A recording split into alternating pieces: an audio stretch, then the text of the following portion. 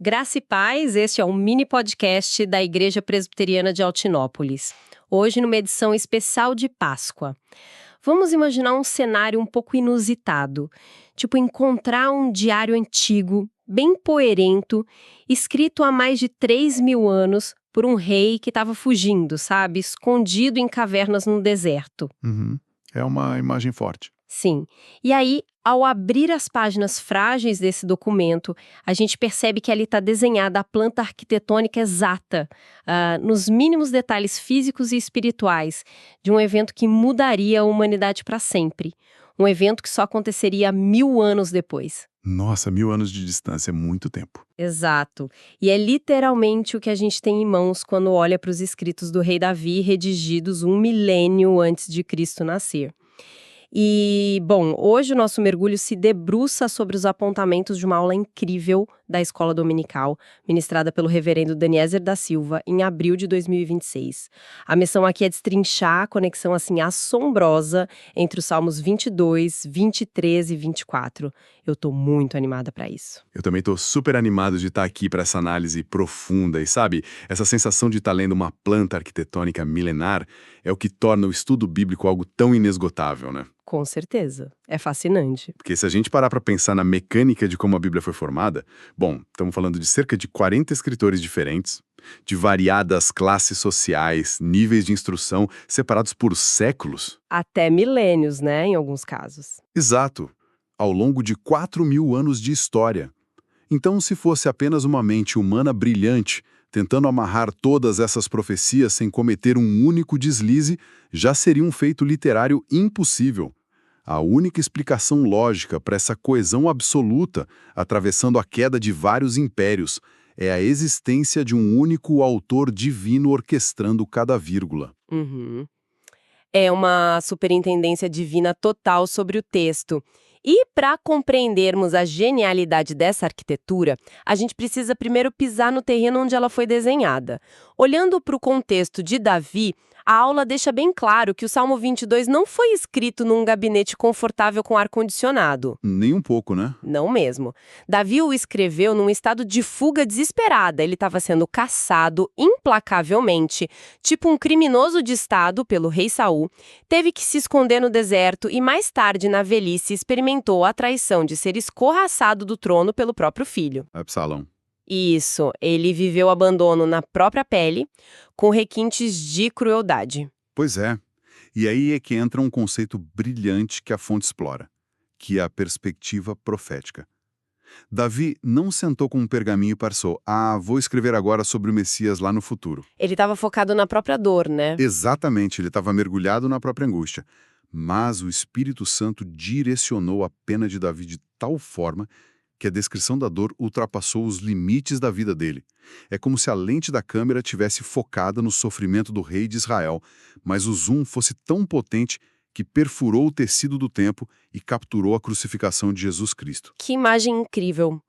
É algo muito semelhante ao que Isaías fez no capítulo 53, né? Exato, descrevendo o servo sofredor séculos depois. De tirar o fôlego quando colocamos lado a lado com os evangelhos.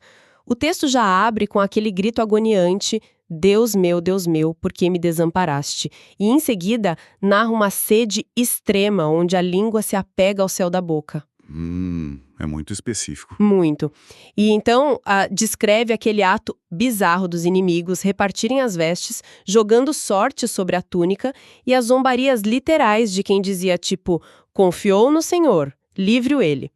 Mas o que mais me choca é a parte física, quando ele diz que todos os ossos se desconjuntaram. E esse detalhe anatômico é crucial, sabe? Para a gente entender a mecânica da crucificação romana. É um método de tortura projetado para não apenas matar, mas maximizar a dor pelo maior tempo possível. O peso do corpo humano, ao ficar pendurado, puxa o tórax para baixo de um jeito não natural. Puxa vida! E isso faz com que os pulmões fiquem permanentemente em estado de inalação.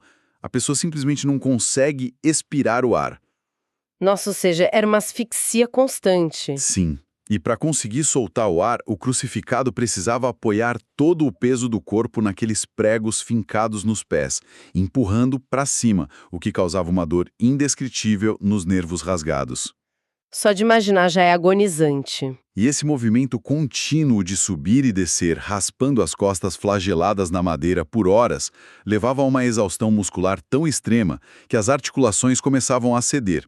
O colapso físico é literal, os ossos se desconjuntam. É a morte por asfixia induzida pela exaustão. Certo, mas agora eu preciso fazer o papel de advogada do diabo por um segundo. Fica à vontade. Porque essa é uma dúvida muito comum para quem nos ouve, né? Não seria até previsível que pessoas passando por um trauma imenso, uma depressão profunda ou dor excruciante usem metáforas fortes e sintam que Deus as abandonou? Como a gente separa o que é só um exagero poético de um fato profético incontestável? Essa é uma excelente questão.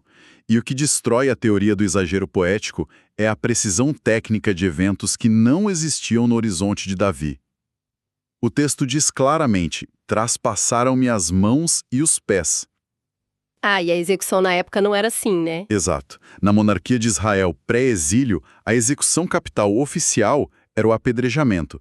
A crucificação, esse ato de pregar mãos e pés no madeiro, é uma invenção persa que foi aperfeiçoada pelos romanos séculos e séculos depois. Caramba! Então, não era uma metáfora para "estou sofrendo", era a descrição literal de um procedimento penal que sequer tinha sido inventado. Isso explode a mente de qualquer um. E um mergulho na aula vai ainda mais fundo na engrenagem teológica daquele grito de abandono. O porquê me desamparaste não foi um delírio, foi real. Sim, muito real. Jesus sentiu, em sua natureza humana, a quebra real da comunhão com Deus Pai. E aqui entra um ponto que vira do avesso o que muita gente acredita. Tem um imaginário quase folclórico na nossa cultura de que Jesus morreu e desceu até o inferno para lutar contra o diabo, tomar as chaves. Sim, é uma ideia muito popular. Mas a aula na escola dominical refuta essa lenda urbana completamente, né? Refuta de forma brilhante. A aula lança uma luz importantíssima sobre isso. O inferno não é um reino autônomo onde o diabo governa e tortura almas, como nos desenhos animados. O inferno é o local do derramamento da justiça e da ira do Deus Santo contra o pecado. É a justiça de Deus em ação. E o reverendo esclarece que Jesus não precisou descer ao inferno após morrer. Na verdade, o inferno subiu até a cruz. Naquelas 3 horas de trevas, o juízo esmagador caiu sobre ele, ali mesmo. Ele bebeu o cálice da ira divina até a última gota, ali no Calvário. Uau! Isso dá um peso totalmente novo àquela palavra final de Jesus, o tetelestai. Se a dívida foi declarada quitada ali no madeiro, não faz sentido nenhum ele ter que ir para um lugar de tormento para continuar pagando algo. Nenhum sentido. A conta foi paga e o recibo foi emitido, certo? Exatamente. A mecânica da salvação exigiu o sacrifício completo, e tetelestai era justamente uma expressão comercial da época que significava dívida paga integralmente. Não restava nenhum saldo devedor. Nossa, é muito poderoso. Por isso que ele diz logo depois: Pai, nas tuas mãos entrego o meu espírito. A alma de Cristo não foi para o tormento, foi para a presença do Pai.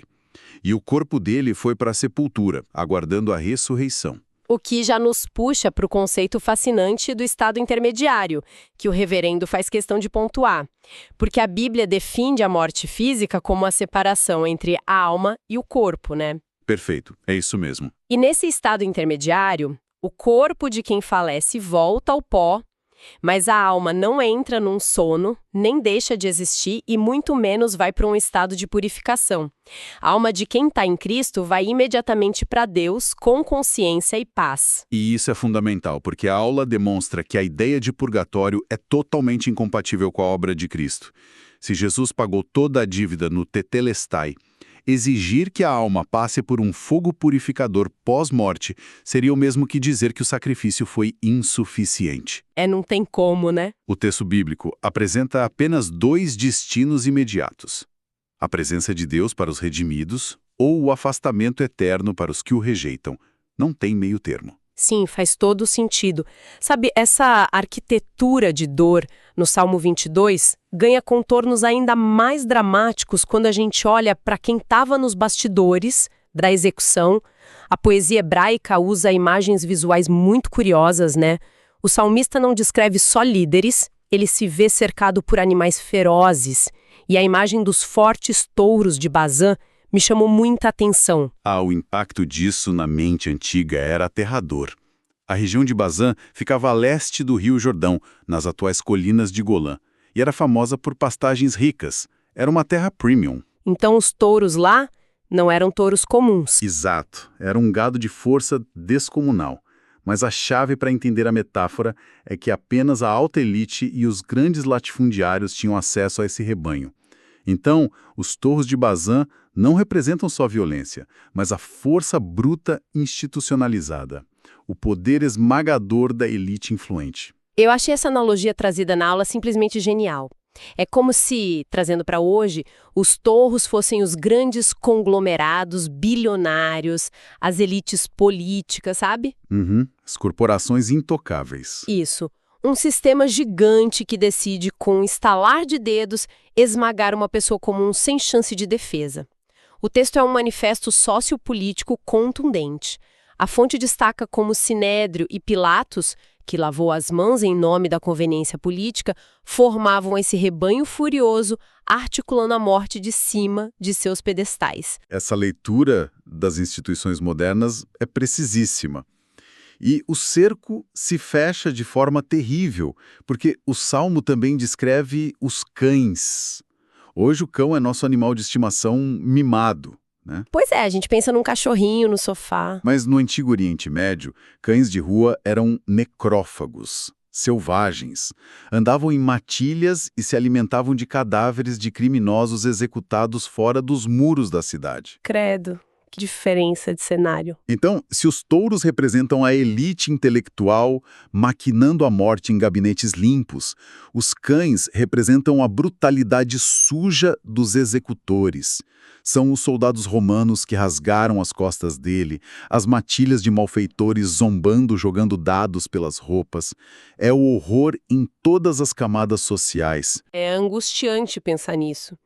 E é exatamente a profundidade desse abismo de dor do Salmo 22 que nos joga com força para o contraste mais belo da literatura, que é o Salmo 23. E olha, para quem está acompanhando essa análise, é crucial entender que esses textos não estão juntos por um acidente editorial. Não, tem um propósito muito claro ali. Existe uma causa e efeito brilhante. Não há como entrar no oásis sem antes atravessar o deserto escaldante. E quando sobrepomos os dois salmos, a genialidade estrutural grita aos nossos olhos. Com certeza. A transição dos elementos é perfeita. A sede que racha os lábios no Salmo 22 é o preço exato pago para que o Salmo 23 nos ofereça o repouso junto às águas de descanso. Exato. O desespero dos ossos desconjuntados garante a declaração de que ele refrigera minha alma. Bom pastor se permitiu ser dilacerado pelos cães e touros para que ovelhas indefesas pudessem se deitar em pastos verdejantes em paz. A lição central da aula é a substituição. Ele provou o amargo do 22 para que nós pudéssemos ter o banquete do 23. Por falar nesse banquete, eu preciso fazer uma confissão aqui. Conta. A minha vida inteira eu visualizei aquele trecho "Preparas-me uma mesa na presença dos meus adversários" de um jeito super pacífico. Eu imaginava o salmista num piquenique, tranquilo, comendo um queijo, e os inimigos meio emburrados olhando através de uma cerca lá longe. É uma imagem muito comum nas escolas dominicais por aí. Né? Mas a aula mergulha no contexto militar antigo e traz uma imagem infinitamente mais chocante e robusta do que um piquenique. Não era um lanche escolar de forma alguma. A imagem evoca o protocolo diplomático de reis militares após uma grande conquista. Quando um monarca vencia, a celebração não era modesta, era um banquete colossal. Com muita fartura, imagino. Muita. Carnes, vinhos, tudo exagerado. E o detalhe impactante é que os reis derrotados não eram apenas mortos escondidos. Eles eram trazidos acorrentados para o salão do banquete e forçados a assistir, famintos e humilhados, o rei que eles tentaram destruir, desfrutando da vitória absoluta. É a inversão suprema da dinâmica de poder. O salmista está dizendo que Deus pega aquele que antes era caçado como um criminoso e o coloca na cadeira de honra. E os inimigos assistem impotentes. É uma virada de roteiro espetacular. Espetacular. E logo em seguida o texto fala sobre a unção com óleo. Unges a minha cabeça com óleo. A gente, no meio cristão, tem o costume de super espiritualizar tudo logo de cara, esquecendo a função prática que isso tinha na época. Sim, a função prática é muito rica. Num ambiente de deserto, poeira escaldante, a chegada numa casa envolvia receber um bálsamo. O anfitrião derramava um óleo perfumado sobre a cabeça. Era basicamente um refresco, um desodorante antigo que devolvia a dignidade de quem chegava exausto. E a aula conecta muito bem essa prática com a realidade espiritual, porque o óleo aponta para o Espírito Santo, né, que traz esse frescor vital para quem caminhou pelo deserto da vida. Maravilhoso. Mas tem algo que me intrigou na sequência, o cálice. O salmista exclama, o meu cálice transborda. Eu lembro da noite no Getsêmani, quando Jesus estava suando sangue e implorando, passa de mim este cálice.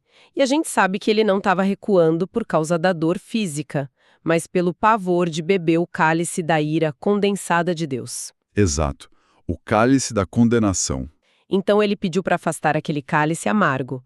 Mas no Salmo 23, o cálice transborda de forma boa e farta. Fica parecendo que há uma certa inconsistência nessa imagem do cálice, não acha? Olha, não há inconsistência nenhuma, mas sim o ato voluntário de substituição mais lindo possível. O reverendo costura essas pontas de forma extraordinária na aula. Como assim? Jesus orou no Getsêmani, sim, mas ele bebeu o cálice da ira completamente sozinho. Ele sorveu o juízo cósmico até a última gota no Gólgota, virando o cálice vazio, como profetizado no Salmo 22. Ah, entendi. E porque ele esvaziou a ira divina, destinada a todos nós, a sua mão furada se estende para entregar um cálice novo. Na última ceia, ele ergue um cálice diferente e diz: este é o cálice da nova aliança no meu sangue. O cálice do Salmo 23 transborda de graça eterna justamente porque Cristo suportou o cálice envenenado antes. Que perfeição. O preço impagável no 22 pavimentou a mesa do 23. E isso já nos lança para o grande clímax da nossa análise. Porque a jornada não termina num jantar farto. Tem um destino final sublime detalhado no Salmo 24. A gente sai do Vale da Sombra, se farta na mesa e inicia a subida para a grande congregação. E o Salmo 24 solta aquela pergunta que não quer calar. Quem subirá ao monte do Senhor? Isso! Quem há de permanecer no seu santo lugar? Vamos responder com nossos méritos. A resposta é aterrorizante. O texto exige mãos limpas, coração puro, não entregar a aula à falsidade. O reverendo até lança um desafio na aula. Qual o desafio? Ele pergunta se alguém nas bancadas da igreja conseguiu passar uma única semana sem abrigar uma mágoa, sem invejar alguém, sem contar uma meia-verdade no trabalho. E a resposta é não, né? Nossa, é impossível. O nosso coração é uma fábrica de falsidades. A régua de Deus é a perfeição absoluta. Então a conclusão devastadora é que nenhum ser humano tem as credenciais para subir a esse monte por si só. Ninguém. E a analogia usada na aula para ilustrar essa subida nos ajuda a sentir o peso. Imagina tentar subir a rampa do Supremo Tribunal Federal ou a rampa do Palácio do Planalto totalmente desacompanhada e sem autorização. Uma pessoa comum seria parada pelos guardas no primeiro degrau e as portas fechariam na cara. No primeiro sinal de movimento já seria barrado. E o monte do Senhor é infinitamente mais inacessível. Sim. É o trono daquele que formou os oceanos com a voz. Se a entrada no céu dependesse das nossas próprias mãos limpas, as grandes portas de glória estariam eternamente trancadas com cadeados irrompíveis para nós. E esse é o checkmate que aponta para a necessidade de um Salvador, né? No Antigo Testamento, a consciência dessa impureza demandava sangue de cordeiros. Mas a grande revelação triunfal do Salmo 24 é que há alguém que gabaritou essas exigências. Alguém passou no teste. Exato. O Salmo se transforma num grito de vitória cósmica. Levantai, ó portas, as vossas cabeças, para que entre o Rei da Glória. E o texto não fala de um rei terrestre, mas do Senhor forte e poderoso na batalha final contra a morte. O rei ressurreto, né? Isso mesmo. O único que pode marchar pela avenida principal do paraíso, olhar para os guardiões celestiais e dizer: afastem-se, eu tenho mãos puras, não tenho mancha alguma. É Jesus Cristo. E as portas se escancaram para ele. E aqui, gente, entra um dos insights mais aliviadores do estudo todo. A gente pensa, bom, Jesus entrou, maravilha, mas e quem está aqui? Continuamos do lado de fora das portas? Mas o salmista não diz que subirão apenas os perfeitos. Ele fala que essa multidão acompanhando o rei é a geração dos que o buscam. Essa nuance é o coração do evangelho. Para as correntes da culpa. O convite não é para quem nunca falhou, mas para quem reconhece a imundície e se agarra nas vestes do Salvador. A perfeição de Cristo é creditada na nossa conta. A porta se abre porque a falha humana é coberta pela justiça imaculada dele. É ele quem escancara as portas para o seu povo entrar junto. Perfeito. Essa procissão cruzando os portões é a grande congregação. Nos tempos antigos de Israel, isso acontecia nas grandes festas, como a Páscoa, com Jerusalém lotada. Mas o significado profético da aula é a consumação dos séculos. Ah, reunião final. Exato. Hoje, a igreja é dividida. A igreja militante, que somos nós lutando aqui, e a triunfante daqueles que já descansam. Mas na segunda vinda, os mortos ressuscitarão e bilhões de redimidos se prostrarão como uma multidão incalculável. É a recompensa gloriosa que Cristo conquistou lá na agonia sangrenta do 22. Olhando para toda essa trajetória que a gente construiu aqui hoje, fica muito evidente que não tem como abraçar a paz e o conforto do 23 e do 24 sem ter a real dimensão do custo colossal pago no Salmo 22. Esse é o grande resumo da obra, sem dúvida. O descanso na provisão divina e a esperança sólida da eternidade só fazem sentido quando se tem clareza da ira que Jesus suportou no nosso lugar. É a profundidade da cruz. Entender a cruz na sua brutalidade teológica e física é o que ativa a gratidão cristã verdadeira. Nós fomos resgatados do abandono eterno. E embora o nosso corpo enfrente o pó, a ressurreição garante que esse não é o fim. Nossos corpos serão ressuscitados. Essa é a âncora inabalável tratada na aula. Sabe, no comecinho da nossa análise, a gente brincou de imaginar aquele diário milenar com a planta da salvação. Eu queria deixar quem nos ouve agora com um pensamento bem provocativo para ruminar durante a semana. Vá em frente. Se a gente consegue perceber que Deus teve o cuidado extremo, a paciência absoluta de arquitetar poemas no deserto 1000 anos antes do Calvário, manipulando as engrenagens da história mundial só para o Filho encarnar no momento exato, como isso deveria esmagar nossa ansiedade hoje, quando achamos que as lutas diárias e as orações por cura caem no vazio, né? É um choque de perspectiva. Muito! Se o grande arquiteto orquestrou uma planta milenar para o evento mais importante do cosmos, ele com toda certeza tem o cronograma exato e as rédeas firmes das nossas vidas hoje. A história não está à deriva. Com certeza. Essa é a grande verdade que silencia o nosso medo. Olhar para a cruz e para o túmulo vazio nos dá a garantia inegociável de que, por mais escuro que o vale da sombra da morte seja agora, o último capítulo da história já está escrito. E termina num banquete incrível, né? Exato, uma mesa farta e os portões da cidade celestial totalmente abertos. Que semente de esperança absurda, poderosa para carregarmos no coração nessa época. É sobre o desespero perdendo a força e a vida pulsando para vencer a morte para sempre. Nós encerramos esse nosso mergulho profundo por aqui, com o coração aceso por essa fé inabalável. Fica o meu convite muito caloroso e entusiasmado para toda a nossa audiência sintonizar na nossa próxima edição, no nosso encontro marcado da semana que vem, para continuarmos juntos descobrindo esses tesouros. Até lá, e que a maravilhosa graça de Deus transborde na vida de cada um.